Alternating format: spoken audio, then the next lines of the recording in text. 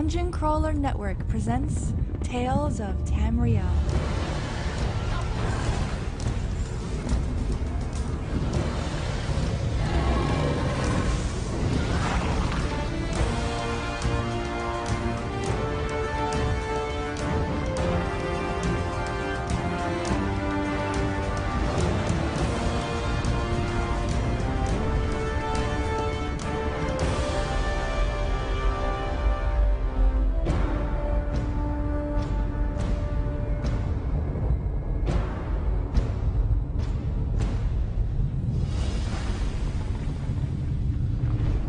Good afternoon, ladies and gentlemen, and welcome to episode 100 of Tales of Tamriel. Oh my goodness, we made it to 100 episodes, and I just cannot believe it. Welcome to everyone in chat room. Thank you so much for coming to this milestone podcast episode for us.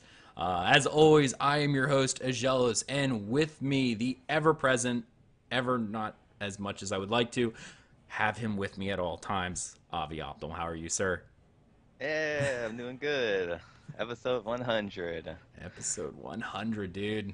It is time. It is. It's exciting. It is definitely exciting. We have a full cast today as well as a special guest. But first off, we also have Asteldian down there in the corner sharing a box. How are you, sir? I'm doing great. Very excited to be here for the episode 100. Episode 100.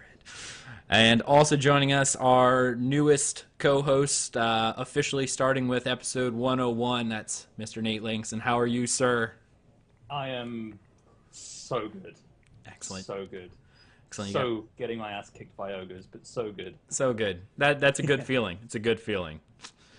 Nice. You don't always get your butt kicked by ogres, but when you do, they kick it good.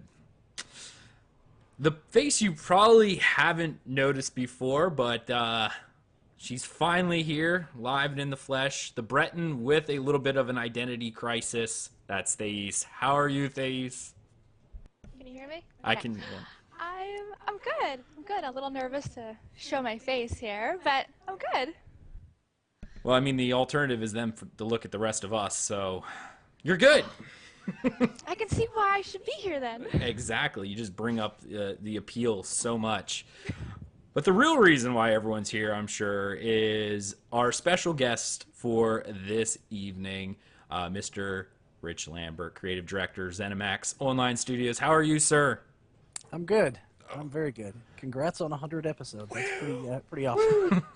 Yeah, thank you. Over 2 years of podcasting. I think we started podcasting officially during one of the alpha phases and near the very beginning of the more open-ish betas. That's when we started podcasting for ESO and have been going forward ever since for the past 2 years. All right, so excited. So let's go ahead. We're going to roll right into an interview that Rich has been so nice to come and do for us. So, Thais, I'm going to let you go ahead and start off asking some questions. Woohoo! All right, so question number one. And hi, I'm really excited. Okay. Question number one. What was the thought process of adding the Thieves Guild skill line as a set of passives rather than active skills? Well, I guess first and foremost, we really wanted the skill line to be thematically about thieving and skills that you needed to be a better thief. And, secondly, we weren't quite ready to add in any new combat abilities just yet. We have a bunch of balance issues with the current batch, and we want to solve those first. All right. Understandable. Yeah. Fix the problems first before adding more. I like it. Second question. Adding in a small zone, but then having quests lead you back to vanilla zones was, in our opinion, an amazing idea to revitalize the old zones. What made you go this route? That's a good question. Early on, we knew we wanted the Thieves Guild to be similar to the Mages and Fighters Guilds in terms of being somewhat of a global entity. But we knew we needed to do it a little bit differently because we ran into a lot of implementation issues and a lot of duplication of effort because they're all over in various zones. And so the logical conclusion we came up with was, having one little area like a Boz, and then branching out from there and sending the players back throughout the zones. I think it turned out pretty well. Feedback's been great, and I really can't wait to hear what everybody has to say when they go live. Third question. Was there any particular challenges you guys faced with adding newer content to the vanilla zones? Not really. Nothing outside of just making sure we didn't break any of the areas that we were adding new stuff to. That's kind of always a worry when you're adding new content to an existing area that, something might break. The scripting is generally pretty complex in some areas. And so if you're going to move a building or an NPC to another area, if you don't move all of the scripting that goes along with them, then you're going to break something and, kind of the house of cards all falls down. Okay. What was I on? 4? Question 4. Is the reuse of older zones going to be a continuing trend in future DLCs? So what do you mean by reuse? Is this adding new content to launch zones, or is it reworking and changing them straight out? I want both answers to that. Let's just assume we're asking both since you brought it up. Yeah. Just how would you answer that? Like, adding new content, yeah, that's awesome. Are you planning on adding new content to these zones? But with that in mind, even if you're not, are you going to go back and revitalize some of the older world zones to bring more life, like you're doing with Thieves Guild, with the contracts leading all over the place, which is fantastic. So it's not so much a theme park MMO as much as it's starting to lend more towards a sandbox, with being able to go everywhere and being able to revisit zones that's like, oh, that's the level 1 to 10 zone or 1 to 15 zone. I'm never going to go back there once I pass that. That's not true anymore. You'll be able to go back to Davin's Watch or Valkal Guard or Glen Umbra and play around in those areas to do these different quests. Are you planning on doing that with future DLC? Sure. I mean, I think the best way to kind of, talk about that stuff is, we definitely like the idea of revisiting places you've been. We won't always do it, but when it makes sense to do it, I think it feels really good, and players really like it. As far as going back and revitalizing older zones, we have some plans. I don't want to get too far into it, but there's some big plans. Matt alluded to some of it in his year ahead at the beginning of the year. So expect to hear some really exciting stuff soon. Ooh, that's exciting. A tease. You're teasing me here, sir. I have to say, I've been going through doing the I like Mike. Mike the Liar? Yep. Mike the Liar, yeah. And what's been really interesting is that a number of the zones that you have to go to find him in, because there's like 3 or 4 places he might appear in any of these zones. Some of the zones I haven't visited since I very first played, particularly in the Ebonheart initial zones. And it's kind of there's this really weird sense of nostalgia when you go back to them, even though it's been a while since you've been there, to go back and to just see little bits that just jog your memory a little bit. I don't think it takes much that you need to have in some of these zones to make them feel like these zones again. It's been a really interesting and fun feeling just going back, doing what's quite a robotic little journey, just hopping from zone to zone, seeing where a guy appears. But actually the reason that I like doing it is because it gives me a reason to go to all these specific places around the world. So yeah, that's pretty exciting that we might get to do a bit more of that. We actually just found a bug with Mike where he wasn't spawning properly. Oh, in some zones, and so we fixed a bunch of those with the Thieves Guild update. So that might explain why I can't find the guy in Eastmarch, because that's literally what I'm doing right now as we talk. Is I'm trying to find him in Eastmarch, and he ain't here. So maybe you might have to wait till Thieves Guild. I was say, Nate, you're literally stealing everything I've done. Like, I literally just talked to Mike in what is that? One of the not the starting Bleakreich, but the next area, Balfoulian. Yeah. I was just there and actually stood there. I logged out last night going, well, this is where he's supposed to be up on this pedestal. I'll just log out. I logged in, he was there. I'm like, yes! That's cheating. That is cheating, but it worked. I know. Like one of the things that for revitalize, as the Khajiit keeps jumping up here because she wants to be part of the show as well. But we have a full cast, so she's somewhere else. With like the dark anchors being one of the things I know for revitalizing and bringing back that nostalgic feeling. Dark Anchors, obviously, that story arc is finished with White Gold Tower, etc. But I know they kind of hinted at some I'm not going to give any spoilers, but some where we're going next in at the end of Hrothgar. And this kind of ties in, and I know it's not on script, but I kind of want to ask it. These type of meta events, like Dark Acres were fixed locations, but the Dark Fissures, which were added in the end of beta, seemed a little bit more organic, and I think they had fixed locations as well, but they just felt organic. Are you planning on whenever the next big threat to have it spawn in other zones, like if it's another Daedric invasion or whatever the case may be, having it go across multiple zones rather than just going whatever the next DLC and the next big threat storyline wise, it's only contained to wherever we're going next rather than everywhere else on Nirn? Yeah, that one's hard to do. With launch, it was really easy because we knew we were releasing, 17 zones or whatever, however many it was at the time. And that took us a long time to do. And so a lot of times we try to focus our efforts on building that one thing.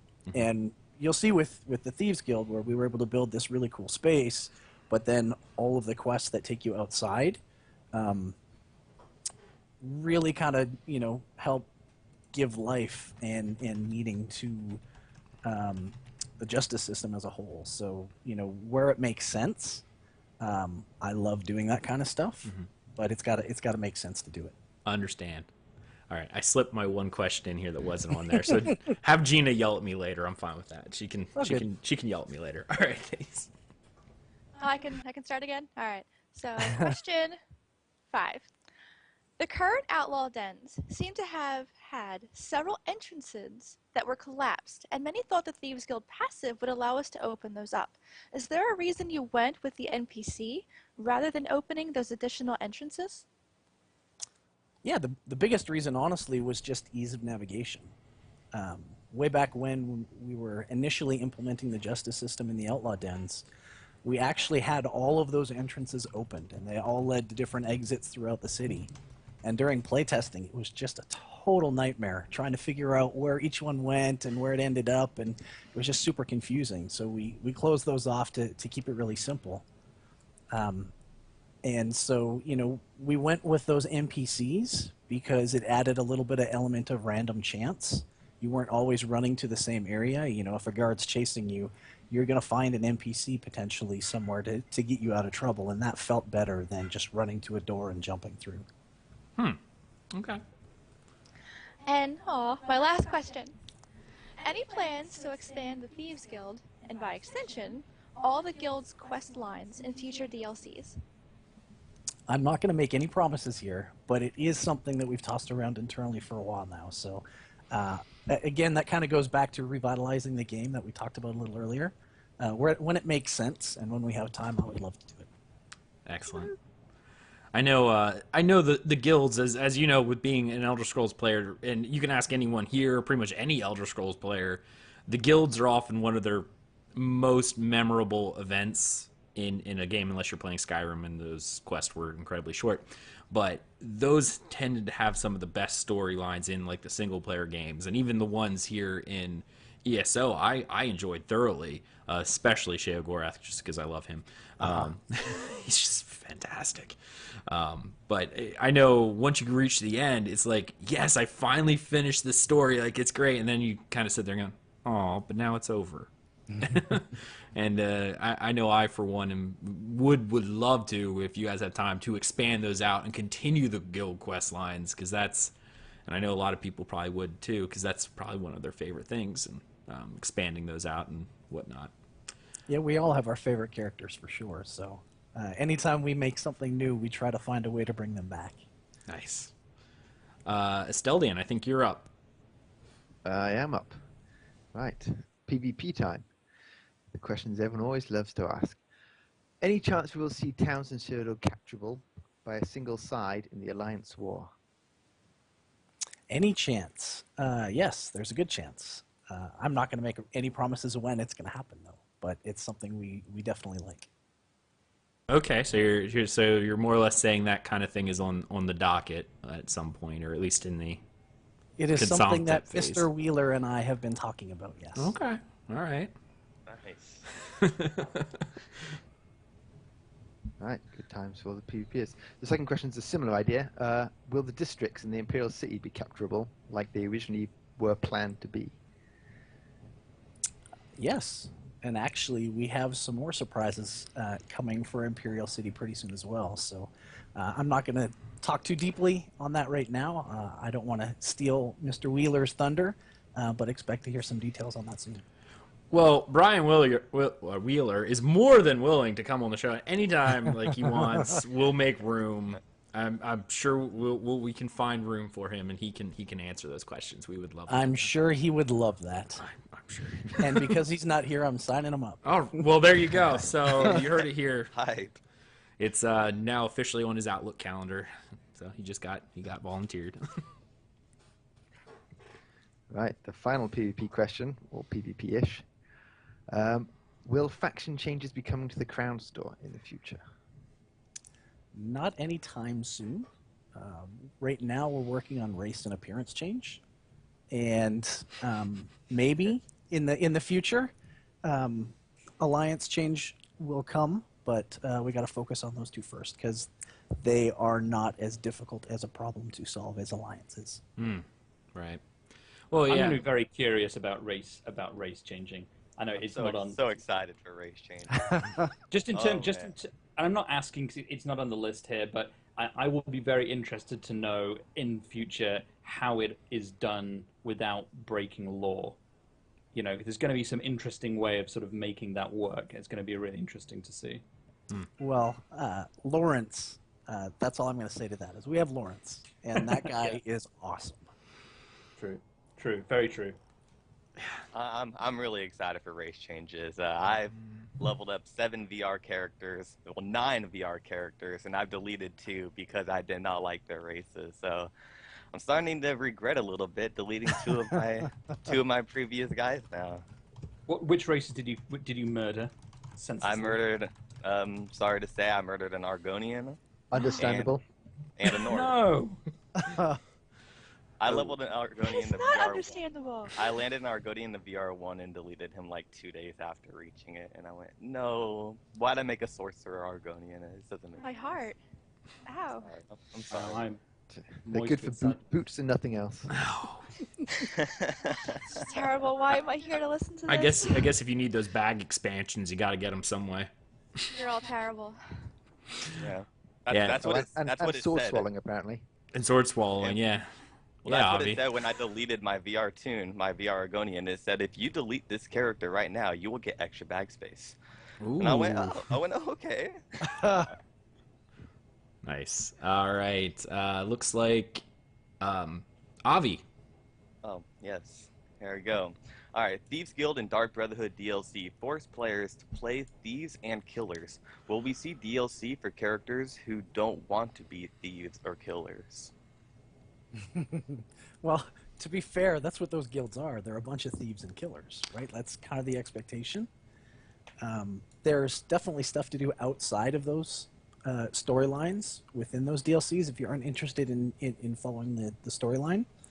You know, Marvel Lorcage, the group bosses, delves, etc., etc., etc. You know, there's tons of stuff there. Who knows? My expectation is the next DLC, there's going to be more stuff for players to do. Okay. I know I'm super excited for Maul of Lorcage because I'm a raider at heart, and I actually just got done with Altherian Archive hard mode last night, and those axes, man, they're just crazy.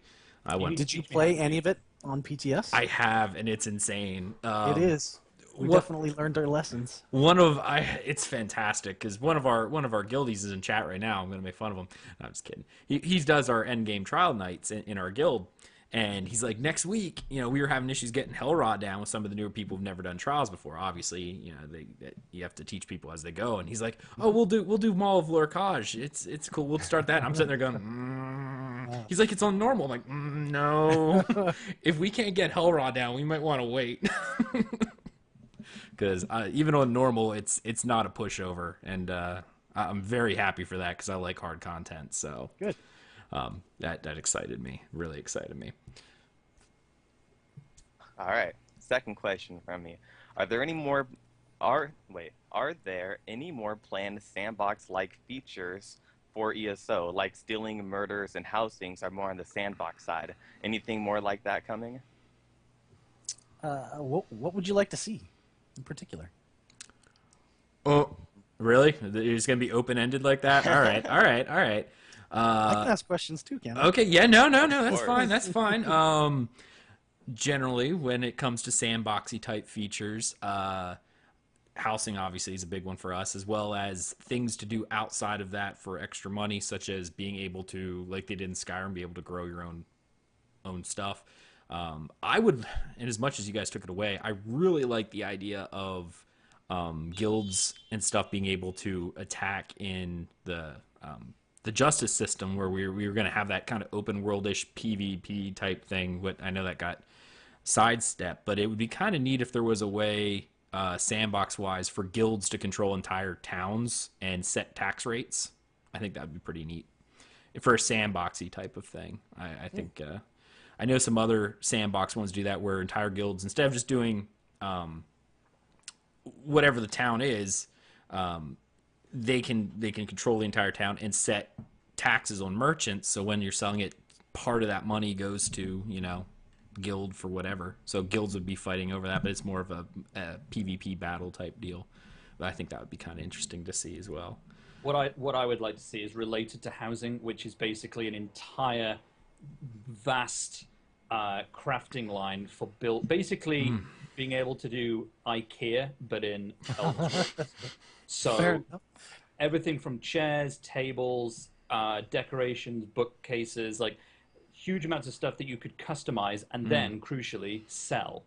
So, you could set up your own kind of miniature IKEA, each of which could have their own, motifs and styles associated with them that I think would just give, for crafters, which is me, and I know Aggelos as well, is just like a massive, massive thing. So, to be able to set up my own kind of Nern IKEA that'd be neat. Yeah, that would definitely be something neat with housing. That would be, and with sandbox, it's obviously being able to create content for yourself. And if I want to, as a crafter, when housing comes out, be able to make the best chairs in all of Nern and then sell them, that would be my game. And whether I have to work with multiple crafters and stuff like that, that is definitely a big plus. And things to work towards, like trophies, and I would love to see trophies come into the game through whatever the case may be, like with trials and stuff. When you kill trial bosses, they get, I don't know, a carcass that you can then take to a crafter to stuff and make a nice statue for your house or whatever. Farming, of course, is a I big want to one. invite like a Jealous round and sit at a table that I've made, sitting on chairs that I've crafted, and sitting there in game while doing the podcast. That would be brilliant, please. That sounds awesome. We could just put that in the center window here. It will just be all of our characters in game in a house around a table. Yeah, I'd be fine for that. You should come back when you announce housing, because we'll have 1,000,000,001 questions for you. Yeah, we really will. I know with a lot of sandbox features, a lot of that's being PvP related. I know you guys already got rid of it, but I would more exploration required quests that are more open-ended. I know another game that does it, I think it's Final Fantasy 14, has a quest line where it specifically even marks at the beginning going, listen, when you accept this quest, you're going to have to follow the clues. There is no marker on your map. There's no nothing. And it's an all exploration quest. You have to pick up journals and read journals and go, okay, what was this guy saying? I would like to see that kind of stuff as being more of in a way, sandboxy type, or allowing even players to do that, get together and do little quests for fun or whatever for other players, whether leaving notes and hints and stuff. I know that's a little harder to bring into it, but it would be really neat to see. on that note, I'd actually just like to see some overland random sort of named powerful mobs that aren't necessarily on the map. They just might be a bandit camp somewhere in the middle of nowhere with this name guy drops kind of cool bit of loot. You know, just kind of like the old school games where you just go wherever you want and look around. You might just find some named guy and you kind of go, whoa, look at this sword or whatever. How cool is that? Nice. All right. All right. Any word on when jewelry crafting will be coming into the game? Oh, jewelry crafting. I know that was mentioned, I think, during QuakeCon, if I remember correctly. Yeah, that was a while ago. So we're not working on it right now. I really like the idea, so I expect we'll do it at some point. But we don't have any plans soon. Okay. Yeah, we're gamers. We don't forget things. Sorry. It's on the internet somewhere. Somebody like grabbed it, threw it on like a third-party site, so you can't even remove it anymore. So. Oh yeah, we Yeah. get it linked to us all the time. Yep, constantly. I bet. All right, my last one for you is why was spellcrafting delayed? Yeah, so Matt touched on this a little bit, but the Bethesda guys, Todd Howard's group, has this really great saying, and it's, we can do anything, but we can't do everything. Right. And so ultimately it just comes down to having to prioritize the work that you need to get done. And we have so much cool stuff that we're working on this year, and spellcrafting is so cool that I would rather we do it right and not push it out. And not push it out in kind of a not good state. So that's ultimately why it got delayed. Okay. Okay. It's still like on the projected list. Like it's just sitting there for someone to pick it up when you have time. Right? We really like the idea, and it's Okay. definitely an iconic thing in Elder Scrolls. Up until Skyrim, of course, but we won't argue that one. But a lot of people Well, complained in Skyrim that they didn't have it. I assume it's a similar idea to how the Thieves Guild of passive skills only as well. If you're trying to balance all the skills you've got in the game at the moment, unleashing something like spellcrafting would be an absolute nightmare at this point. Yeah, I mean, it's definitely a difficult thing to try and balance. All right. Hey, hold on. I have one more question. Okay. All right. Hold on. All All right. I had to ask this. So you guys released these books called Tales of Tamriel. Uh-huh. Was the Do you name? mean these ones right here? Yeah, exactly. Mine's in a box somewhere. It's just over there. Yeah, I have mine What upstairs. was the name choosing more than a coincidence for this podcast? I have no idea. I didn't make the name. I'm right. pretty sure I tweeted out about that when I saw it. had Like, to they ask. stole our name. Look at That's that. awesome. I had to ask you. I love that question, Avi. That's fantastic. Good. I'll have to ask Lawrence that one. Yeah, please do. I'd be very curious. We just as a note, we're over 2 years old, so we were We there beat the first. book. We beat the book. All right, Nate. Is it me? I It don't is think you. Yeah, Oh, it is. Feature editions. God, we're already there already. we're already Blimey, past okay. that. Yeah. Fine. So, miscellaneous. The changes to world bosses have been very positive in the PvE community. I can agree with that. They're a lot harder. I did some with my brother the other night. They're badass. Is this something you plan on keeping to for future DLC zones? Badass difficult world bosses that take 10 people. Yeah, we really like the way they turned out with Orsinium and Hrothgar in general, and so we definitely plan to do more of that in the future. Awesome. Are there any plans to rework the old world bosses or dolmens to make them more challenging and group focused, like in Hrothgar and the Hughesbane world bosses? I would love to do that. I would personally love to do that as well, because I've been doing a whole bunch of dolmens while I've been finding Mike, and you can basically solo any dolmen once you get 500 champion points in Vet 16. I don't even think you even need that many. I do it at 290 Yeah. right now. But I Yeah, play a but they're Templar, so. They're still very satisfying, but it Oh, would be yeah. great to do it. Are there any plans to update all the trials and Vet's Dragonstar Arena, including the loot, to V16? One day, sure. I feel like I've so far all I've said is not gonna tell you when this whole interview, but this is something that we would love to do as well. So again, it kind of goes back to we could do anything, but we can't do everything, and so we have to kind of prioritize how we work. Will it be an easier thing to do once the VR's gone? And so it's kind of a flat level anyway. It's just about adjusting numbers. That definitely helps. One of the things, one of the difficulties with doing that is it's not just a set a flag on the monsters or set a flag on the zone and let it go. Those dungeons and trials were built a very different way than the way we build them now, and so it's a lot of rescripting to get it to work under the new system. Right. I know when Maelstrom Arena came out, the idea of the Maelstrom and then the master weapons and stuff, it was a really neat idea, and I like how each one of them attributes to a certain skill, like the first skill, second skill. That's currently how it works. But it's just like the Dragonstar Arena ones. I know one of the reasons why a lot of people are like, are they ever going to up this to VR16? That way, I may not. Well, I have Stampede or Critical Rush on my bar, so Maelstrom Arena weapon is fantastic. But if someone who doesn't have it, it doesn't work for their build. But being able to go, well, Master Weapon affects skill 1 on two-handed, on whatever skill 1, or Master is skill 1, Maelstrom is skill 2, and whatever you release afterwards, skill 3, 4, 5. Depending on what your build is, you could go, well, let's see which weapon am I going to use for my build, because it amplifies the skill. But right now, it's if you're not using the skill, is it really the best for your build? Whereas maybe more people would have used. I know the master weapons for like the destruction staffs were very popular when it was a master, because everyone used the number 1 skill from, or at least a lot of people did, from the destruction line. But no one used the Wall of Elements, which is number 2. But I know you guys buffed it to make it.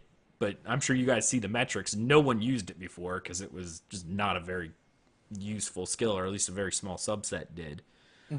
So being kind of forced into, well, if I want the VR16 version, this is what I got to use. And I know people still use the Master Bow because of the bonus to poison injection. So if you're only using it as a buff bar and to add a dot, people still use the V14 Master Bow on builds because it affects that one skill that they only pop one to keep a dot on a boss or whatever. But it'd be nice to see it actually go up and be useful, because if you ever switch to the bar, you're really hurting your damage potential by using a VR14 when you're VR16. Right. So was that a question? it was more of an explanation on why people want to see this kind of thing. Sorry, I created a podcast so I could talk. So that's what I do.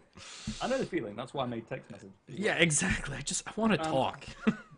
Bringing it back to the questions then, are there any plans to add an enchanting upgrade function for tar runes? Not that specifically, but we are working on a few things for enchanting, and it is coming very soon.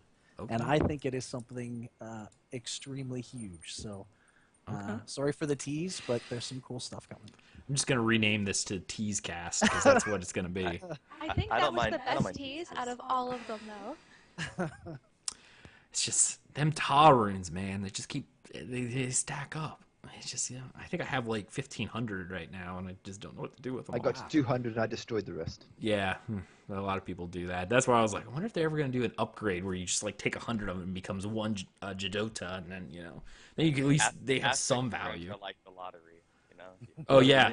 Yeah. What am I gonna get? What am I gonna get? It's like that whammy show. I'm like, a taw's like win another ticket. Yeah, right. No whammy, no ta, kuta, kuta. Ah, darn it, ta. I destroyed the green and the blues as well. They're all worthless at this point. Sort of, Single malt they're Tales redundant. of Teas. That's our new title for the podcast, Tales of Teas. Yeah, they're all redundant now. You want purple or yellow. Everything else like bin it. Glassner in chat says rename them to the dough runes, like dough. That's awesome. Because that's what I say when I get That's one. sad, but that's awesome. It is sad. All right, I'm stealing this last question here because I said I was going to. When is Wicked Wolf going to get his wolf pet? A wolf pet. Or a mount. I mean, he'd be happy with either. He'll throw crowns at you like crazy. I don't know if you want them out. He wants a wolf to follow him around. When's that happening? Pet, I'm not sure off the top of my head, but I do know I've seen a dire wolf mount being worked on, though. So. I'm waiting for him to hear this in chat. There's about 10-second delay, and I literally there he goes. I literally think he's just gonna like crap a brick. Like that's it. I think he might have right there. Yep. Dire wolf mount. You hear that, Wicked? Dire wolf mount. He's in chat right now. He's probably losing his damn mind. All right. Well, I think that was all of our questions. Do you have time for any from chat? I know I saw one regarding the barber shop about whether or not we're getting more hairstyles and some new customization options. You want to answer that one? Sure. Okay. Unfortunately, it's not going to be an answer you love, but we're working on all of that stuff right now, and the artists have created a ton of new hairstyles and adornments and things like that. So there will be a bunch of cool stuff. I'm not going to say exactly how you're going to purchase it or unlock it or whatnot, but there is a bunch of stuff the artists are going crazy with. Okay. I'm willing to make Ag pay any amount to get access to more ways to customize my character. Any amount. Doesn't matter. And don't forget to being able to dye your horse or give horse new mane styles, because I'd pay quite a lot of money to have a gold horse. Just making it rain at this point. All gold. Hey, I like that one. A golden, I think golden mane with silver hooves.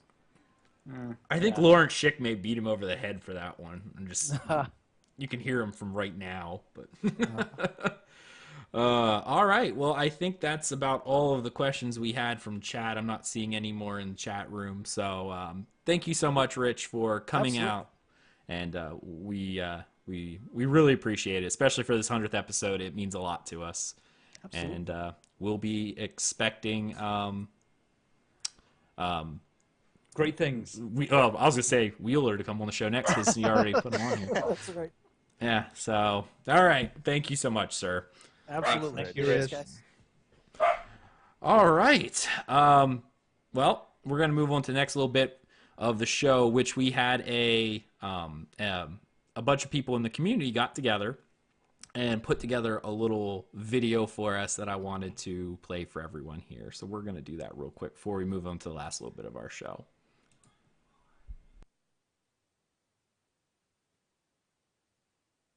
As soon as I can select the right window, because I'm being silly. Hey, guys, you want to vape for me for a little bit? That'd be great. I'm in Cyrodiil right now. I'm about to destroy Alessia. For those of you who are also in the European mega servers Cyrodiil Azura Star right now, just letting you know, I'm coming for you. Nice. We're all coming for you. So they're Breaking in their boots. All Well, right. they should be. Well, my video's ready now. I actually fixed it, so right. I'm going to go ahead and play it.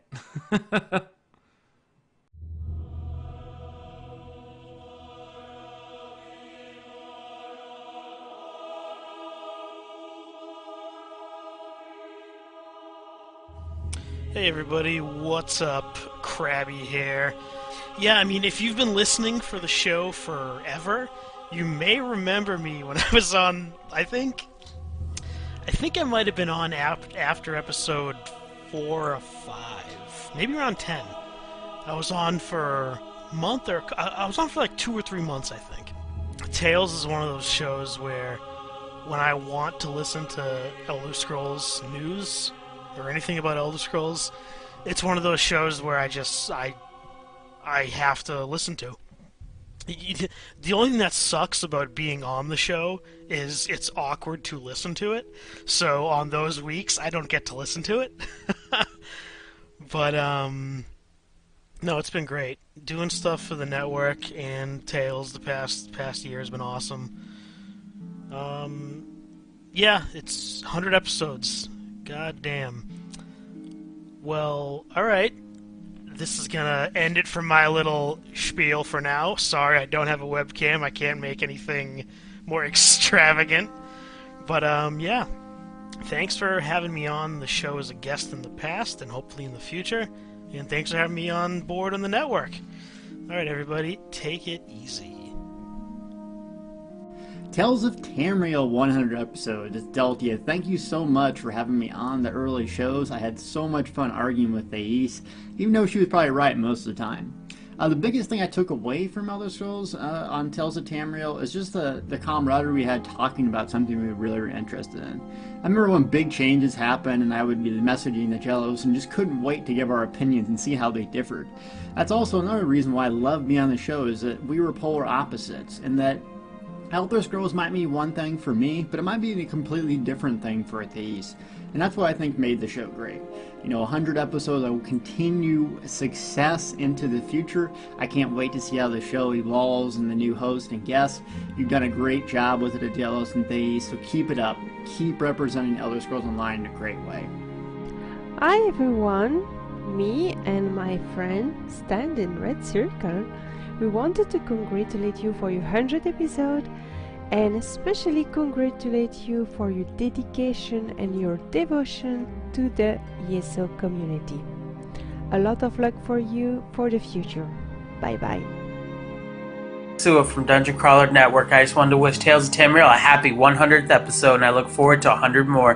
One of my very fondest memories of Tales of Tamriel is actually when they announced Elder Scrolls for the consoles, and I immediately went to my phone. I was like, all right, let's see if they have a podcast for this game. And I literally listened to Tales of Tamriel for about a whole time until the release on consoles, non-stop.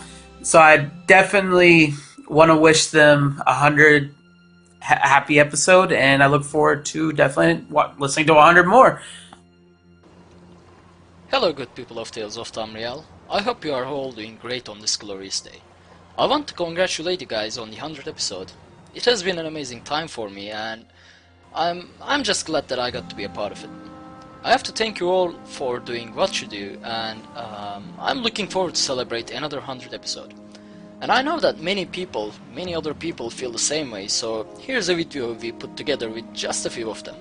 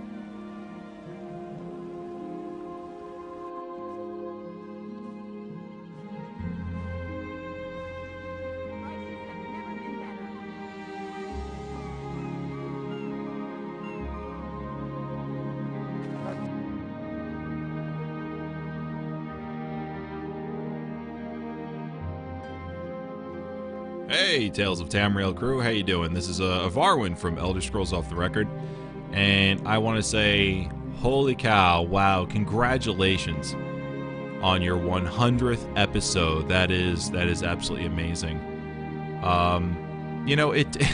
It's tough. It is tough being a podcaster, and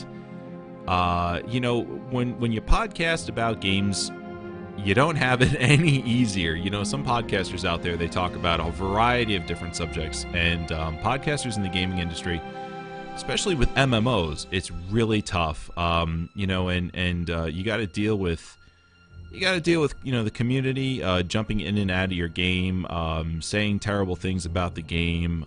There's just huge highs, huge lows, and it gets real taxing after a while. And to do 100 episodes and to continue and push forward while in the gaming industry, and especially with Elder Scrolls Online, just shows the dedication and love that you guys have for Elder Scrolls Online. So congratulations. Really glad that you guys are still around, still having fun, but most importantly, still producing a fantastic show with a fantastic community and the quality just keeps getting better. You know, it'd be one thing to do, 50 great shows and then the next 50 are complete crap, but Tales of Tamriel has been the gold standard for Elder Scrolls Online podcasts, and you've elevated the bar. Everyone here at Elder Scrolls Off the Record is ecstatic that you've made 100 episodes, and they've been 100 fantastic episodes, and the next 100 episodes are going to be even that much better. And we're even happier to be able to call you guys friends. So from all of us here to you, thank you for your dedication, for your love of Elder Scrolls Online, and thank you for 100 amazing episodes of Tales of Tamriel.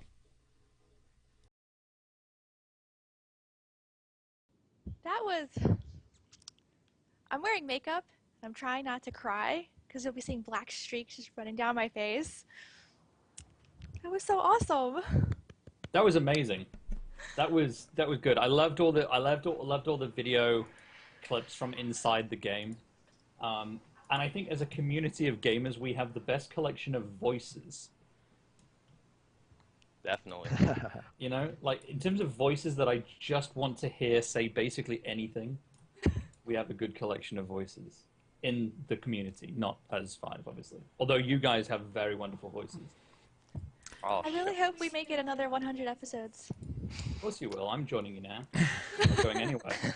I'm like syphilis. I want to be on the show more. I miss being on the show. Come on the show more. The little milk drinker. You can join When he's us. older, he can be on the show too. Yeah. He's come on the show before. As I trying to control, I've cried like 4 times watching that video. Not even gonna lie, it was fantastic. So that's what I was telling Thais, like, just talk for a minute. Honestly, podcasting is really, really, really hard. Like, I've been podcasting mostly in technology and a little bit in gaming for probably about 12 or 13 years now. And the number of podcasts that either I've seen or have guested on or have done, like, it is very, very rare to see, the majority of podcasts hit triple figures. Like, people peter out or they carry on, and sometimes they limp or they change and they're never as good. And there are lots of exceptions, but the majority, they don't. They stick in the double figures. So it's great to be this far ahead and to be still thinking, well, this isn't like 100 episodes, thanks for all the love, we're off now. To say, here's 100 episodes, let's take it to the next level. Like, that's an awesome achievement. So without wanting to make you even more emotional, well done, because it's entirely led by a host for holding a show together. Without good hosts and without a community, it's really hard to keep a show together. So, hats off. Well done. And thank you, because I've only been on this show, 4 or 5 times over the years, and for the, the vast overwhelming majority of the time that I've been sort of a part of this, it's very much been purely as someone listening in a park, generally on lunch breaks from work or on Sundays when I'm trying to distract myself from other things. So it's been, it's been a huge, hugely enjoyable thing to listen to over the years. And I think particularly at the beginning when you guys were sort of going through this storyline for the first time, like, it's something that's very difficult to carry on simply because we've done the stories now. Mm-hmm. But, they were always some of my favorite parts. And I think that, as they release more PvE content, maybe there's a way we can sort of work that into the show again and bring back some of the lore as well. I think that's something that we could probably nerd out on quite a lot.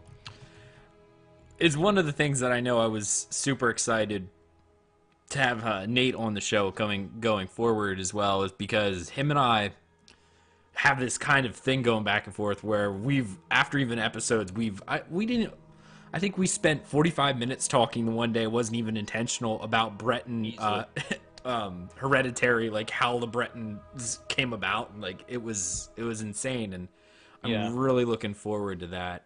Yeah, Definitely. moving forward, Tales is going to be a 3-hour show.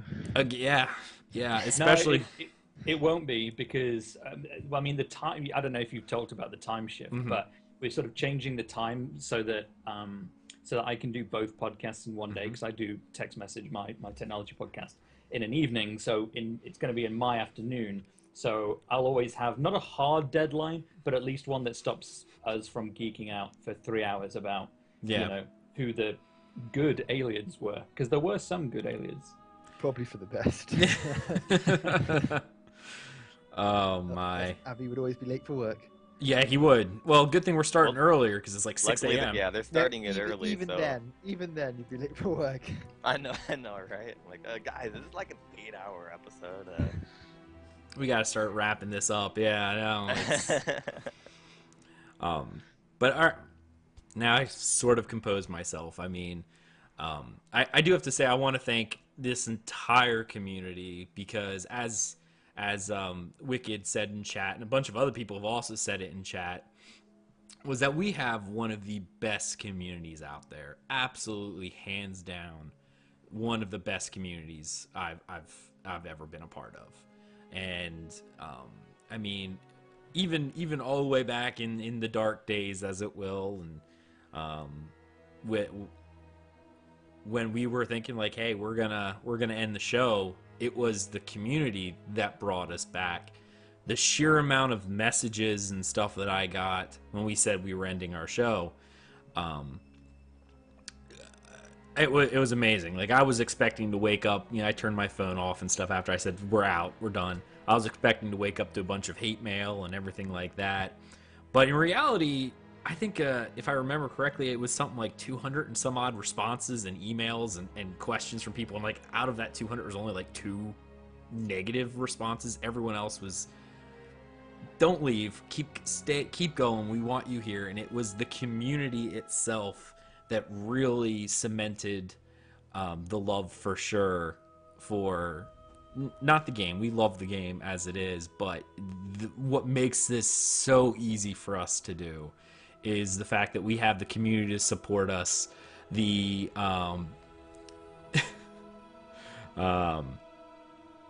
Zakir's giving me a hard time in chat.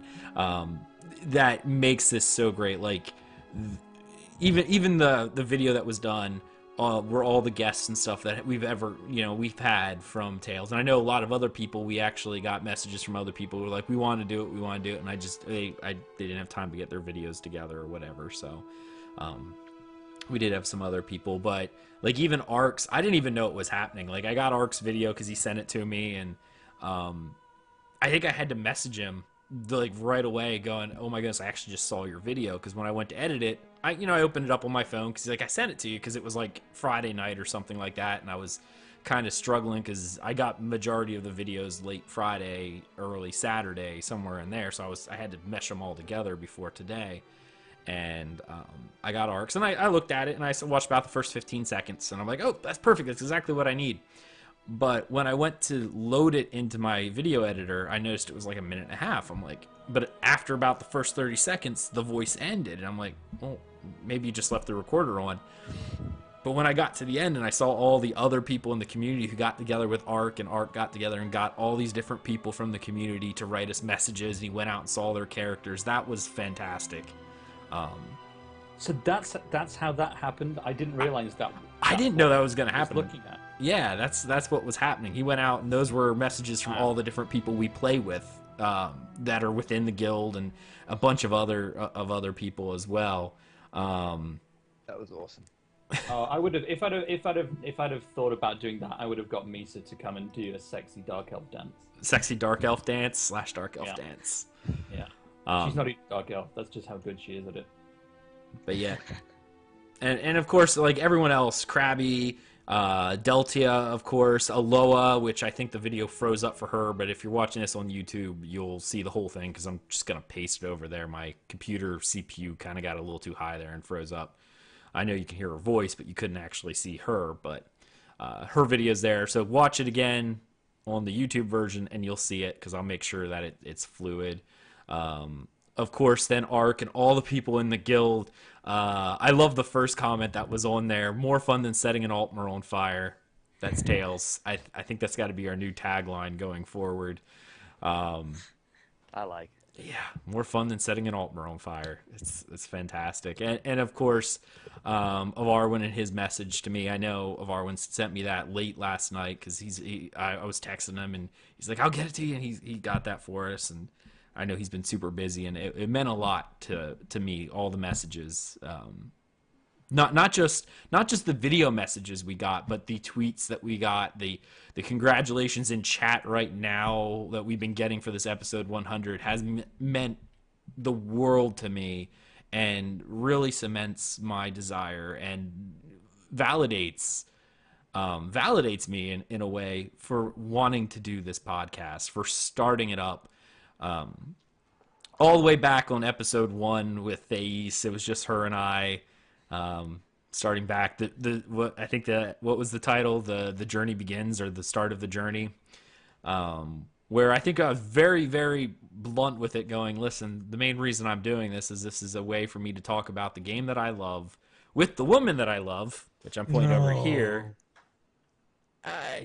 With the woman that I love, and I was very blunt, going, if you don't like it, I don't care. We're doing this for ourselves, and I've was surprised at the reaction that we got and the amount of people that actually enjoyed our podcast and how quickly it grew, and being able to work with multiple people in the community, like even starting off, like we've had quite a few guests, because it was something straight off the bat that when I started podcasting, I said to myself, I'm not going to be, I don't want to create a competitive environment where I've seen that happen in other games, like other podcasts and stuff didn't want to, if you weren't number one, you crush everyone else. I want it to be the mindset of creating a community that work together.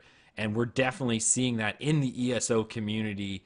Deltia did our video here. He worked with us for a lot of episodes. My cat just fell off my lap. Aloha's come on our show, and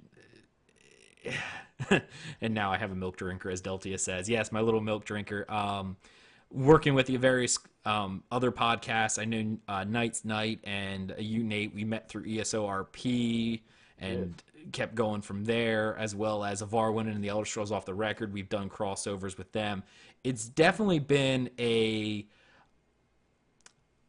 show where we've been growing as a community, not just us as a show, but as we grew, everyone else did. We were working together, and it's just fantastic. I kind of want to invite you guys now, since I've been talking for a while, to share some of your memories of the past 2 years of podcasting, if you've been listening. Oh, yay. I got hugs. 2 years of podcasting, how long you've been here, what your favorite moments have been. My favorite moment is right there.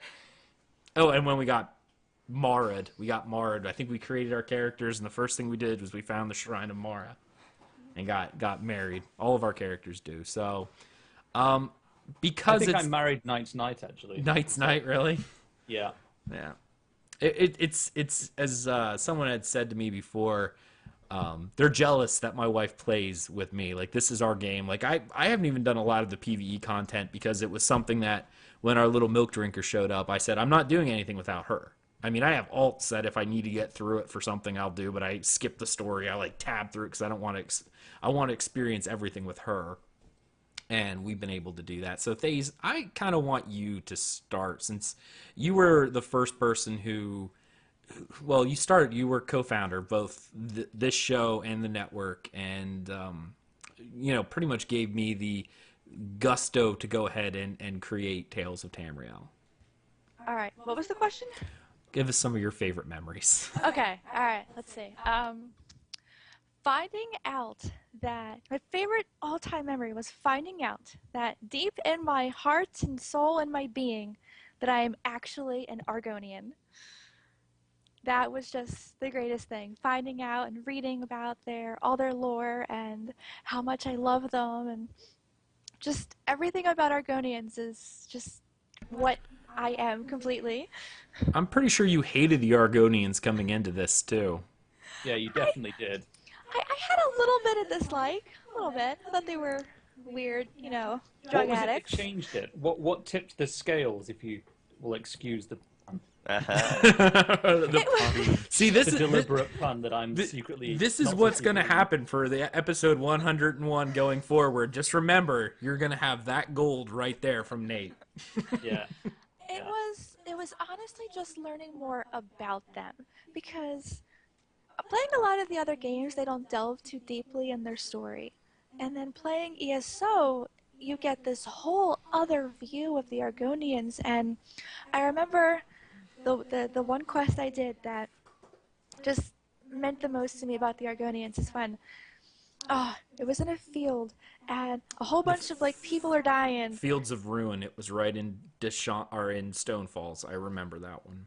And you have to go around this field, and you're trying to make things better. And the Argonian in that quest just completely sacrifices herself for everybody else, and I just fell in love. Like I love the Argonians so much, and their connection with nature and the Hist, and I also love thieves, you know, and the Dark Brotherhood and being sneaky. So their connection with Sithis is just it's probably my most favorite memory. And then of course creating the podcast, you know, with Egg, which I'd never ever thought would happen. I certainly never thought my face would be anywhere on the internet. So it's been quite a wild ride, and I miss doing the podcast with you guys, and I miss being with the fans, and I hope I can come back. Yeah, you should definitely come back. I agree. So we have got we did a dramatic reading of the Lusty Argonian Maid, and we've only read one part of that. You have to do the rest of them. Many dramatic readings. I was gonna say I forgot that one of the first times you two did it together because you came on, and I think I surprised you both on that one, just going, okay, we got to the reading, she's already written. I'm like, hold on, I got an idea. I'm glad my face wasn't able to be seen that day because I was beet red. Yeah, it was. It was. It was a good time. You know, you brought a lot of joy and a lot of fun little puns to the show, and I'm sad Delty had to step out because I'm sure he would agree with this, as one of probably his favorite moments of the show was when him and I were getting emotional, as we so often do, and you told us to pack up our ovaries. Yep. I think that's even the name of an episode, Pack Up Your Ovaries. Because we were talking about how much we loved ESO, and we were getting a little emotional, and she's like, are you two done packing up your ovaries so we can go ahead and continue on with this show? Well, I am the tear eater, you know. I have to keep it real every now and then. You have a Khajiit right behind you. That would be my Khajiit. He also has a Gwar back there too, because I made sure the Gwar was there. Oh, there he is. Oh. Hi, baby. We have 3 Khajiit. Mine was just on my lap, and I must have made her mad because she left. My girlfriend and I have just bought a house, so we will be having Khajiit and also giant land snails. Ooh. Very excited about naming land snails after Tamrielic characters. Or more realistically, Star Trek, but we'll see. I'm trying to talk Ag into a dog. Don't talk him into a dog. It's a really uncomfortable experience for the dog. That might be. Yeah. Or the dog could enjoy it. You never know. You never know. So is there any other moments? Oh, well, wait. Does this one really count? When I got my mom to try out ESO, because she had never played any MMO before, and she didn't quite understand it. So, and I figured, you know, ESO was the perfect one for her to try out. And we're in the game, and I say to her, you want to try out like a big group event? So I take her to a dolmen, and she's standing there, and she's like ready to go, and like, you can't go yet, Mom, you have to wait. And there's 4 people around her, and she goes, screw it, I'm going, Bart! And she runs at the dolmen, and the 4 other people run, and everyone dies, and she's like, what happened? I'm like, well, Mom, you didn't wait, so, you know, you died. So she runs back, and more people gather, and she waits a little bit longer, and she was able to beat it. She turns to me, and she goes, now I can see why you spend, you know, your life on these games. Like, yeah, they become a part of you. Asteldian, doesn't your mum and your wife play with you as well? That sounded much dirtier than you intended, I'm sure. But my wife and my mother do play the game. And my brother used to play the game as well. it's a good game to play with family. 'Cause my brother and I play, and he and I lived together for many years, up until like literally a few weeks ago, and so now we play remotely. And we were saying we were doing a few of the delves in Hrothgar together, and it was weird because when we were playing it together, we were in the same room, just on different machines. But there was something weirdly homely about seeing your brother's character in the game while you're talking to them, that added like extra value to the experience. And I wonder what that would be like doing it with an entire family all at the same time. Yeah, it is pretty awesome. I mean, we've also got some gaming friends that I play with. I've played with over a decade now, so he's like family as well, and he plays each game and comes along to each one as well. So there's a whole crew of us on the headsets talking, and we meet up sometimes. So it's a great feeling as you sit there and play the game with people you know so well. Yeah. But chatting and actually interacting in the game at the same time, it's something completely different to then sitting, say, if you're in a room watching TV with the family. It's not quite the same. When you're actually doing an activity like gaming, there's nothing like it. I think, like Kate, my girlfriend's always been very tolerant of my addiction to this game, and I will regularly just send her texts out of nowhere, just saying something about what's happening with the ghost snake, or just a screenshot of a random book. Like there's a couple of really interesting cookery books in the game that are great. And, she always has an interesting comment or amusing reply to those that I find deeply enjoyable, I have to say. Just sharing the game in a sideways sort of way with loved ones, it's very fun. And the Ace, you forgot to add in, she was playing on my character at the time. And, oh yeah. When Ag woke up that morning, he went to his character and he's like, "What is all this stuff?" Because you can interact with anything in the game. So my mom was picking up bug part. He had millions of bug parts, just tons and tons of bug parts. She had so much fun. So many bug parts, so many 0 gold cost items, like the armor that you steal has 0 gold cost. Yeah, and it wasn't even stuff I could break down for really good materials because she was playing in like a low-level zone, so it was just like my bags were completely full. She had everything under the sun. It was a logistical nightmare to figure it out. I'm just like, oh, thank heaven she couldn't find the bank, or else my bank would have been full too. ESO, bringing families together. Yeah, definitely. All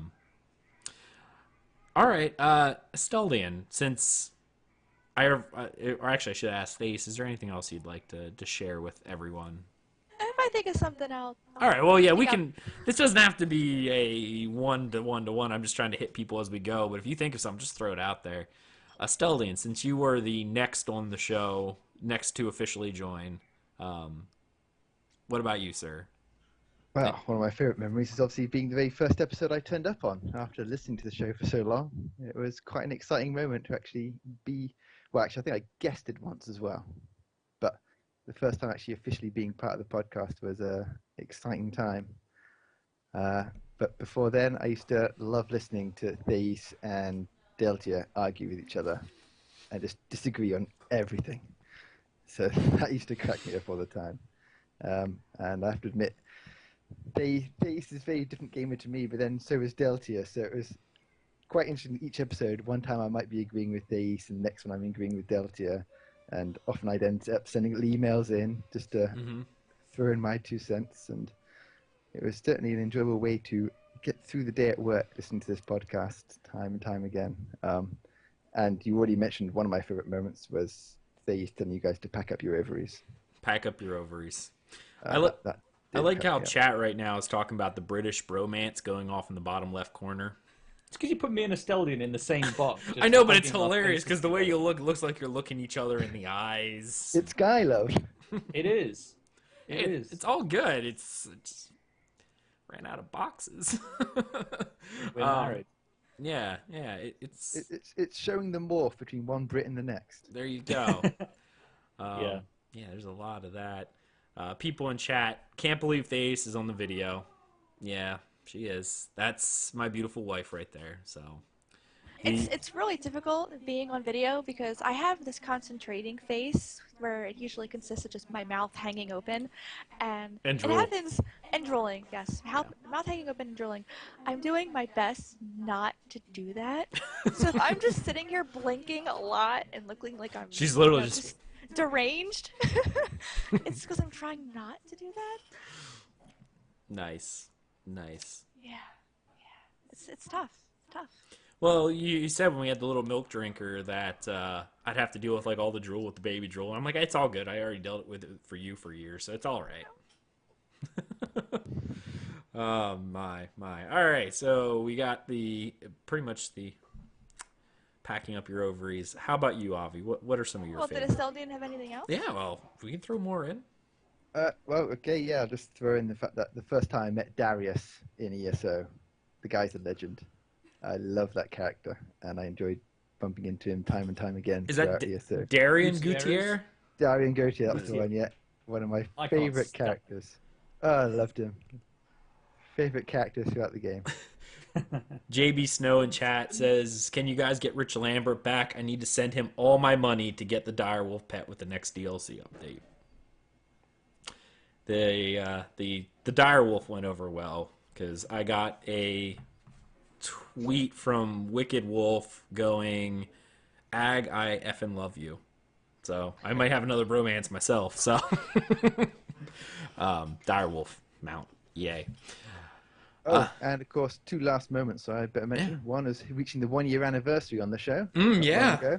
And of course, being here for episode 100. There you go. That's a memory in and of itself. There it is. Nice.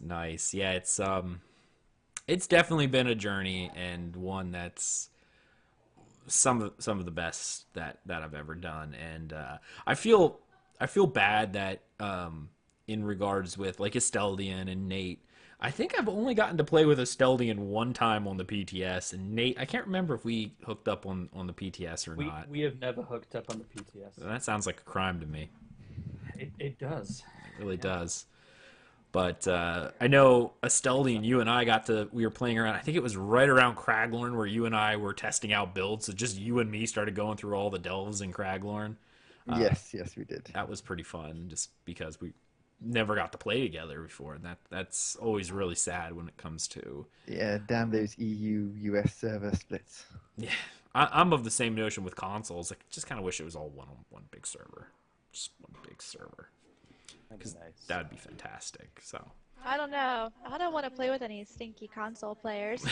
That's why she's the tier eater. Oh yeah. Yeah, we have quite an active console fan base now, and I know quite a few people have been very interested in now that I just insulted now that every you single one of insulted them. all of them. Yeah, don't listen to her. She's cray-cray. Yeah. I'm going to pull one of these from chat. Chat room, if you have any special moments from the podcast, please shout them out because I'd like to talk about these. Ark put one. One of my favorite moments was when we were running some vet dungeons with the horde of spectral spiders before the boss, the one with the death ring, and all of a sudden we all died since the Thais was just gone. She literally ran away from her computer. I remember that because I think we were recording it.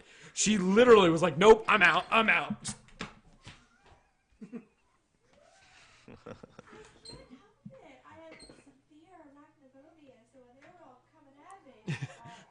It was so funny. We pulled the boss, and all of a sudden, all these little spiders showed up, and she literally ran from her keyboard.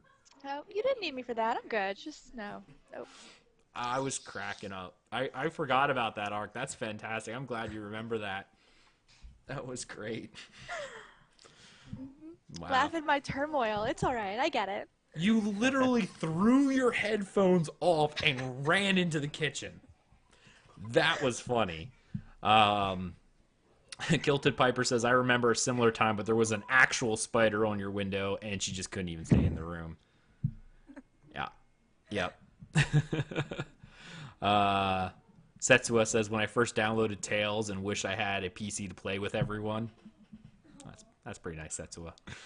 Avi, what about you, sir? Let's throw some Tales in here. All right. Well, I got a few. First couple ones are pretty simple since they became a pretty big part of the show. Hashtag blame Krabby. Hashtag blame Krabby was good. Hashtag blame Krabby. Blame him for everything, even stuff that happens to me in real life now. Stub my toe, blame Krabby. So that was a really great moment next to swallowing swords, of course. Another great one. But one of my favorite moments was probably the glass motif episode we did, when it was kind of the realization that my voice is being heard throughout a community, seeing, from the negative comments to the positive comments to hearing Ivarwin bring up my name on ESOTR, a show that I've been listening to since Skyrim Off the Record, just and with them. That was a very weird moment, hearing some of them say my name after. Of course, another one is meeting Elder Scrolls Off the Record and listening to them for so many years. The same thing on my first episode with Aggelos and Thais. You guys saying hi to me for the first time. It's like, wow, okay. I guess I'm actually here. So that's definitely some of my favorite moments. One thing I did want to say though to the community. Ever since these past 2 years, I've brought it up a couple times. I deal with some pretty bad health issues. I can't go out much. I'm pretty much stuck at home a good amount of time of my life, play video games by myself. And this podcast, Twitter, the Wings of Fate Guild, the whole community, some of you guys have became some of my closest friends. So I really appreciate having you all in my life, guys, playing with you guys every day. I love this podcast. I love doing it every Sunday, and I look forward to doing every single episode. So those are some of my favorite episodes, just being here, talking to you guys, having a good time, and being a bigger part of the community than just a listener. So that's awesome. Thank you, Thais, and thank you, Aggelos, for making an amazing community, Tugging at my heartstrings, dude. Come on now. I'm trying not to cry. Stop making acting Thais cry. Yeah, come on now. Come on, that's not cool. That's what I was going for. Oh, now I can't even read chat. Nutcracker. I just had to say, thank you guys. It's really awesome to be here. Another favorite moment, of course, is me, you, and Ark 3-manning dungeons and taking photo shoots. 45 minutes on the Ruby Throne.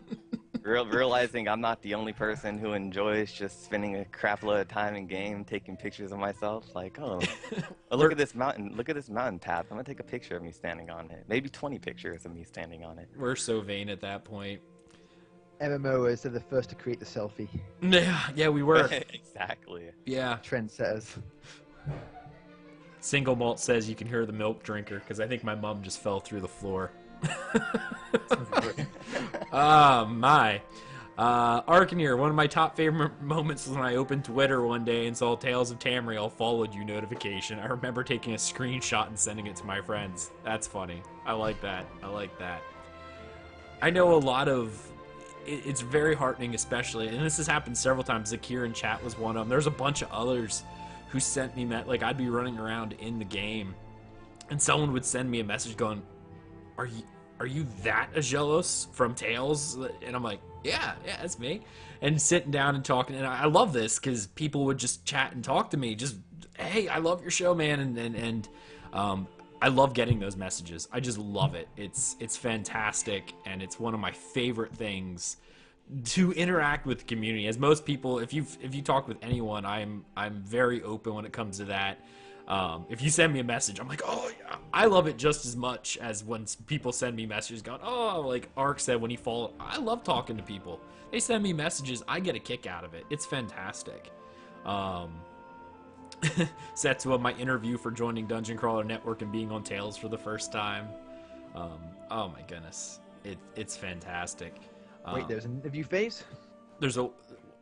Well, sort of. If you showed up and I liked you. And that was it. I know. That sounds familiar.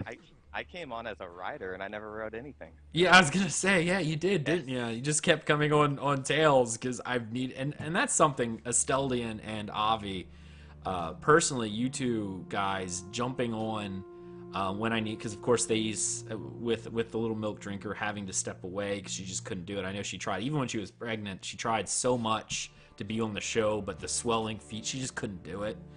And you two guys jumped on it and were just like, no, we're here for you. We're, for a while I'm like, wow, I'm gonna do this show solo for a while because but you two both jumped in there when I needed you guys and kept the show going at this point. I mean, that's you guys who got us, as much as me on here. It's you guys who kept us going from like episode 50 going forward, you know, because I don't know if I would have had the up and get up and go if it was just me. The fact you guys jumped in and wanted to be part of all of this meant a lot to me. So, man, I've cried too much on one episode. Kilted Piper. I remember making Thais a vamp. She was not happy with her character looks for a few weeks and just couldn't keep it up. I remember getting both Bit and Krabby will know this because he's married to him. Kipster, a great fan of the show, and unfortunately I don't think he plays ESO anymore. But the running joke was that he took me out back and you know, ravaged me in a corner to give me both of his STDs, because he both gave me vampirism and lycanthropy. So those were definitely good times.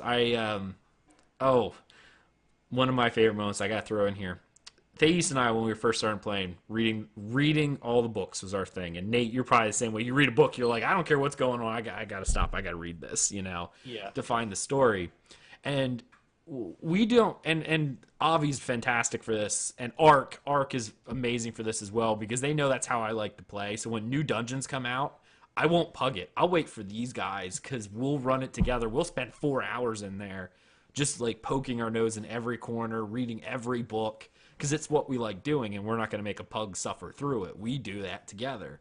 But Thais and I running through, and we were doing Vaults of Madness. So you remember how you jump through the floor for the first boss? Mm-hmm. And we were running along, we're just doing our thing, and Kipster had done the dungeon, so he jumped before, and he jumped down, and all of a sudden, all I heard in chat was, "Son of a," and I'm like, "What's wrong?" We jumped down, and he's like, I'll be back. I'm going to pick some dinner up or something. I'm like, what's going on? And we jumped out. There's like, because it's a library, so it's like 20 rows of books. He's like, I'll see you guys in like an hour. Another moment that I really loved was we were doing veteran mode. I can't remember who all was with me at the time. I think Thais was, I was, and Kipster. I think Avi was. I can't remember who the fourth DPS was. But we were doing veteran Elden Hollow. So you know the final boss. No, it wasn't Avi, because it was somebody. It was McWhiskers, who he was a vampire at the time. So you remember the final boss is the giant Daedric Titan. So he puts fire on the ground, right? And he summons the ads. We were in there for probably like 4 hours trying to kill this guy, because our healer, because I think Thais was DPSing at the time, she wasn't healing. Our healer was a vampire, so the fire just murdered him. Every time he would jump and the fire would fly, he would die. And we were in here for hours and hours and hours. And we finally were like, we're gonna keep going. We're gonna keep going. We're gonna get this. And we got it down to the point where it was an execute range. It was like 5% left. It's like 2%, and Kipster's sitting there tanking it, going, all right, we're going to get this, and all of a sudden, all I hear out of TeamSpeak is, no! He fell off the edge at 2% health, and that's all we heard was Kipster screaming over TeamSpeak, no, as he fell off the edge, because we've been in there like for 4 hours on this boss, and it was the last like 2%, but we actually managed to kill it, so... Only for a little bit, Krabby. For a little bit. For a little bit. Yeah. So that was probably some of my best memories. Does anyone have anything else from the past 2 years of podcasting? No?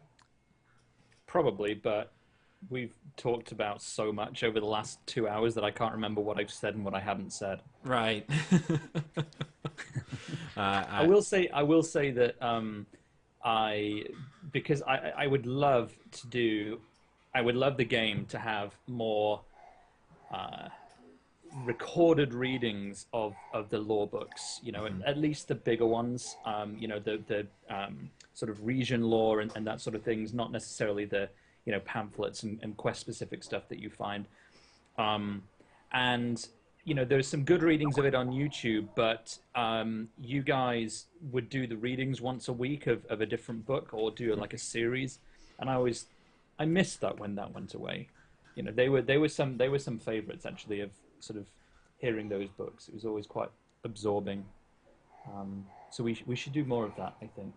I agree. It was definitely something that was one of my favorite parts as well, and one of the only reasons why that entire subsection went away was because, in my mind especially, because this podcast was, at least when we started, was a co-venture between Thais and I. That was her section.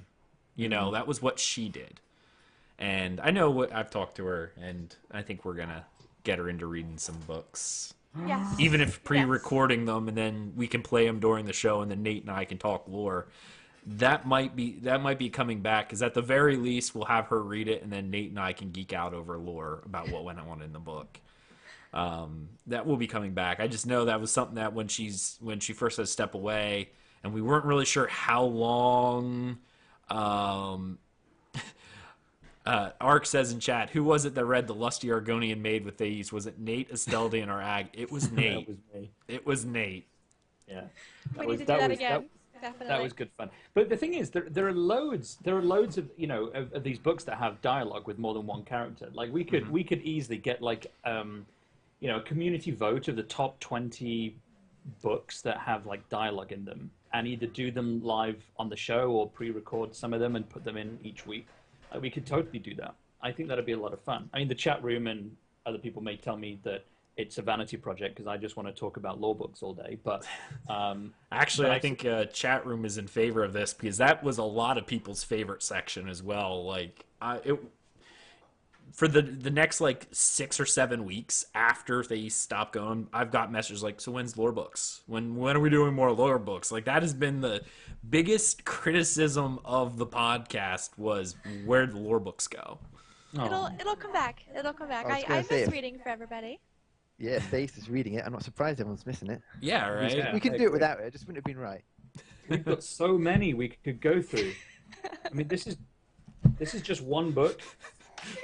Single Malt says maybe have a subsection on Patreon to pay for a babysitter so Thais can come back on the show. I'll just read that book from cover to cover for everybody. I just found a very, very hot high elf in this book. Save that for later. Yeah, just thumb mark that one. Put that in there. And Krabby, we're good. We're good. Setsuo, when I was waiting for ESO to come to console, I was always looking forward to hearing the lore section. Yeah, and actually Setsuo, I remember Setsuo came and he officially became part of the network at some point. I can't remember exactly when, but we were talking. He was one of the first people to interact with me a lot on the Facebook page.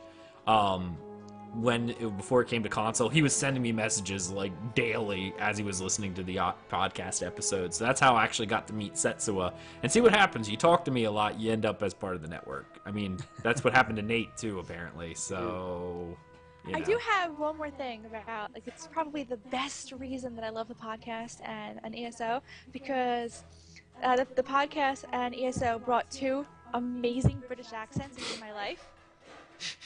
Oh. And that, to me, just, you can't get any better than that. Told you, Avi, we're filler. Like, we've literally earned nothing. Yeah. We write the notes and we get it together, but it's Asteldian, Nate, and Thais that the people are here for. We're just... Just to step in there, my mother has sent congratulations to us all for our 100th episode. She's in here at the moment. I'm listening live. I think we even had an episode called Asteldian's Mom. Yeah. We did, because we got a nice letter from her, and that was fantastic. Yeah, that was great. Another favorite moment. Trying to do detective work to find out if that 5-star review about Asteldian was actually, like his mom or something, because I still have my doubts that it was a listener. You're just jealous you never got your own 5-star. I'm just saying, it's highly suspect, okay? Have I ever had a 5-star? Oh, most of your 5 stars are for you. What are you talking about? I think we started getting like negative reviews when you left the show. It's just like, well, if Thais ain't here, the shows went downhill. It's all over. Yeah. It was definitely an interesting time. So yeah, I guess anyone else have any final thoughts for this 100th episode before we wrap it up and call it a night and go from there. Love you, Grabby. Love you, Krabby. Wow, that's Yep. hashtag love Krabby. I don't think No. that won't go trending. That won't trend. No. Oh, another one final memory just for Krabby, since we're talking about him. Remember that time he got killed by a crab? No, yeah, I do. Poetic justice right there. Yeah. I've never seen anyone in ESO get killed by a mud crab. I didn't think it was possible. Didn't even know it was possible. Exactly. I remember when Krabby one of the first episodes he guested on, I specifically went into Skyrim, downloaded the mud crabs with monocles mod so I could take a screenshot for him. So all you saw was a bunch of mud crabs with monocles and top hats. That was his episode. So all right, well, let's give our final thoughts, then we'll sign off and go from there. So, Avi, what about you, sir? Yeah, hey, this was a very awesome 100th episode. It was really cool meeting Rich and getting some questions out of him, talking to all of you guys, having such an active chat room, and can't wait to do another 100 more episodes. Excellent. Asteldian, sir. Yeah, it's been an awesome episode. It was nice to be around for the number 100 and to have had my 1-year anniversary. Obviously, this is my final episode with the Tales crew, unfortunately. Now I'm going to cry again. Thanks.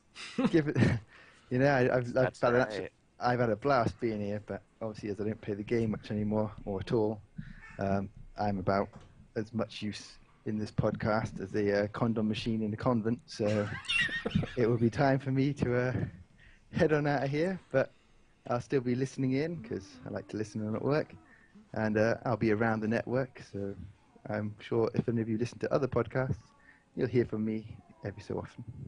Right. Nate, as the newest member of Tales stepping in, what are your thoughts, sir? Go easy on me, chat room. I want to do my best for you. I want to give you everything. I erect the spine of I giving erect it all. the spine of desperation. Please go easy. No, I'm excited. I really am. I'm very excited. I think it's going to be an interesting time. I hope I can bring more to the show than I detract from it. And I hope that we can have fun in the moisture, as the Argonians would say. Nice. Thais. We need more things about Argonians, definitely. I'm gonna miss Asteldian a lot, you know? First British accent on the show. Makes me sad. And it's been a great show. I'm really happy that I was able to be here, and I really hope I can come back again, because I miss being with all you guys, and I miss being with the fans, and I miss reading for everyone. I just miss everything, and I made sure I was here for the 100th episode, and I've grown to really love all you guys and spending time with everybody, and there's nothing quite like not really knowing you guys, but at the same time knowing you so much that when I'm gone and come back, everyone is so happy to see me, and I'm gonna cry too, and that I think is just that's the best feeling ever, to know that people appreciate the work that we do, and yeah, I love you guys. Now she's making me cry like constantly. It just sucks. It's like the worst episode ever. I think I'm just gonna rename it to like Ag Cries Constantly.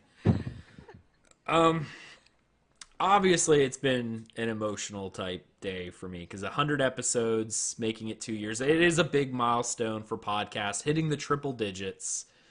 That's a big thing because if you look, just look for.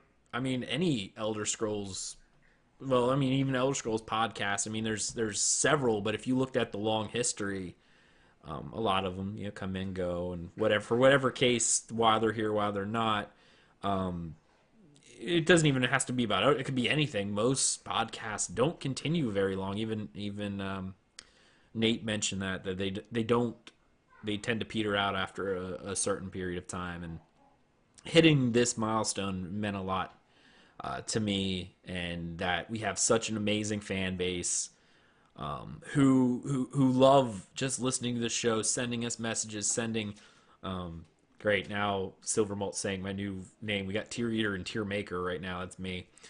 Thanks a lot, buddy. Thanks for the help. I definitely want to thank everyone who's been part of this. Thais, obviously, thank you so much. Love of my life right here, who stood behind me when I did this and helped get it going, really. I mean, I think the majority of our fans were here because of her. So, I mean, she really got us going.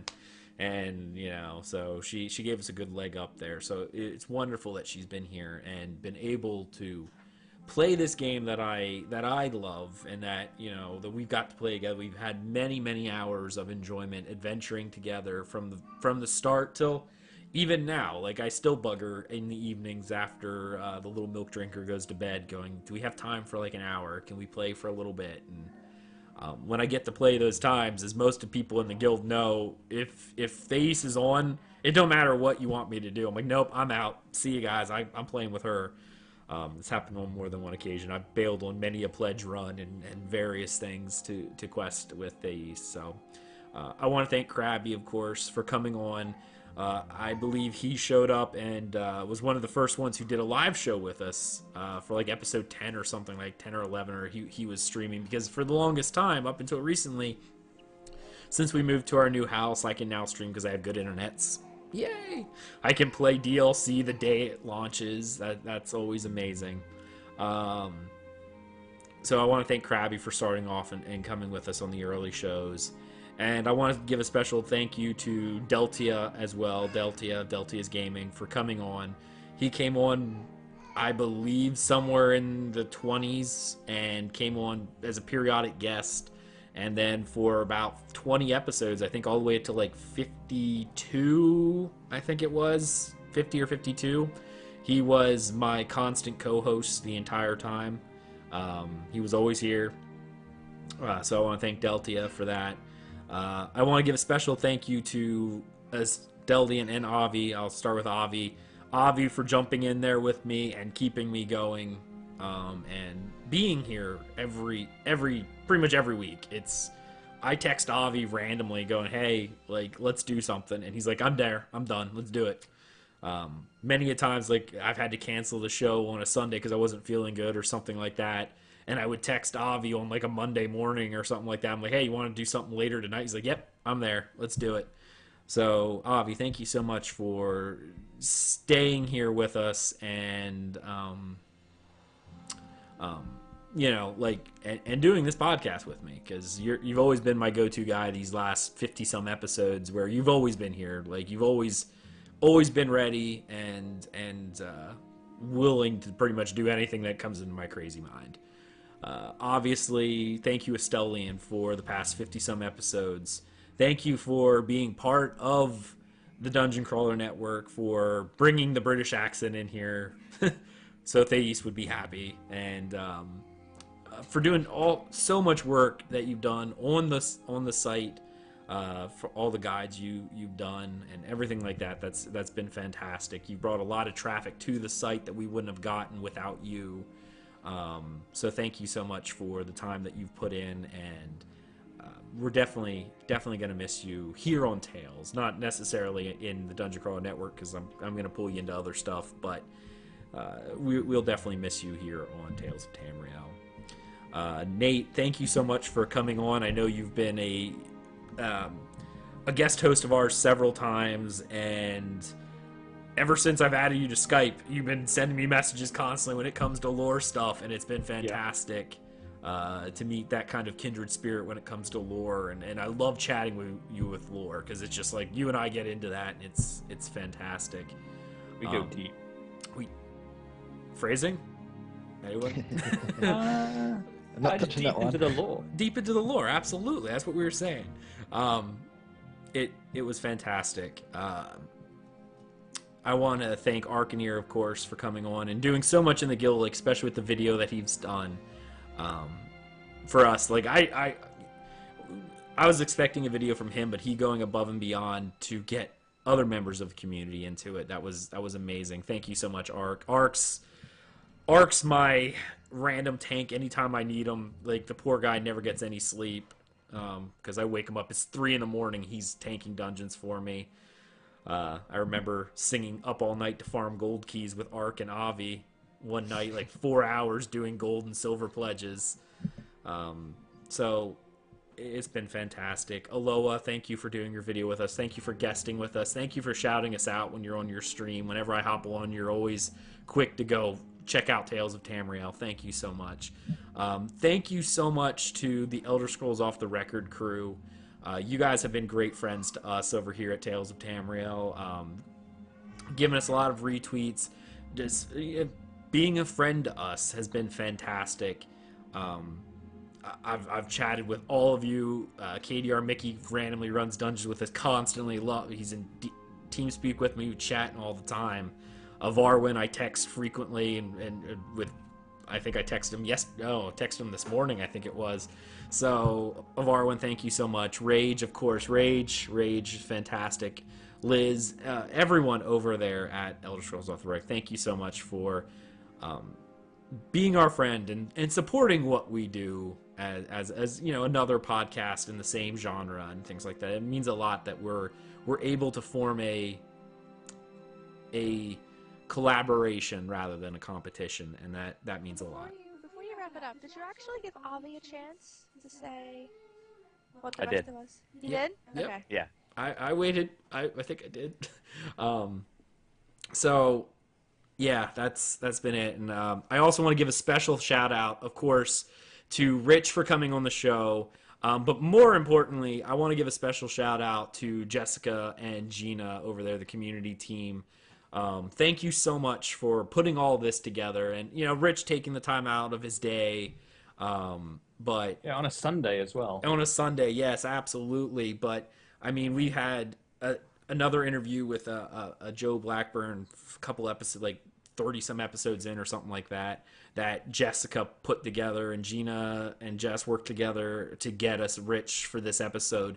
I want to thank the community team. Like, they are a fantastic community team who are willing to interact with us, the content creators, and it was fantastic that they were able to put this together for us for this milestone episode. It meant a lot to us, and thank you so much for that. And I look forward to bugging you guys in the future for our next 100 episodes. So don't block my email.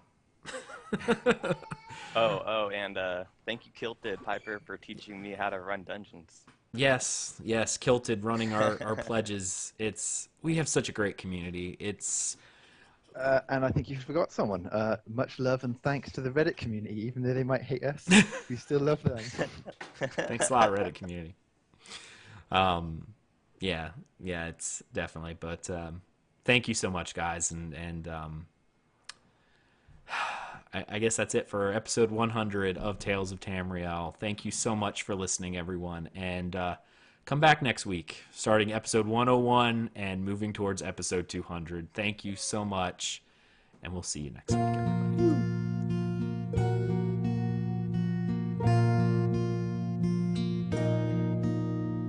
A serpent lights the ancient sky, a thread of tainted stars. Evil stirs, and in its wake the souls of mortals sway, and sorrow reigns over fields of red, and spirits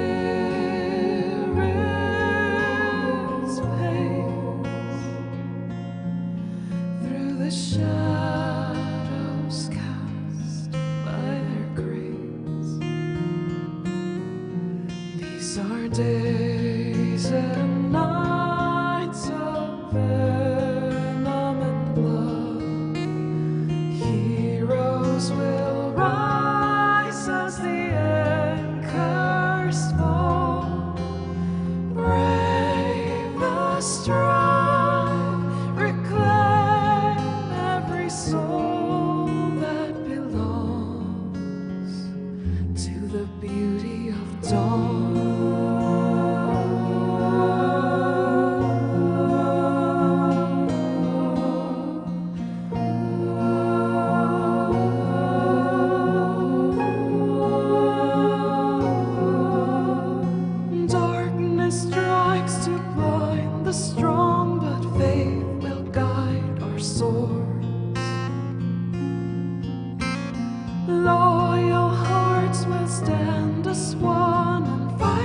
like shields of hope. Pride feels the deadly fire that devours our tower of gold. The drums of war will rage and roar till the sun burns bright once more. These are days and nights of blood.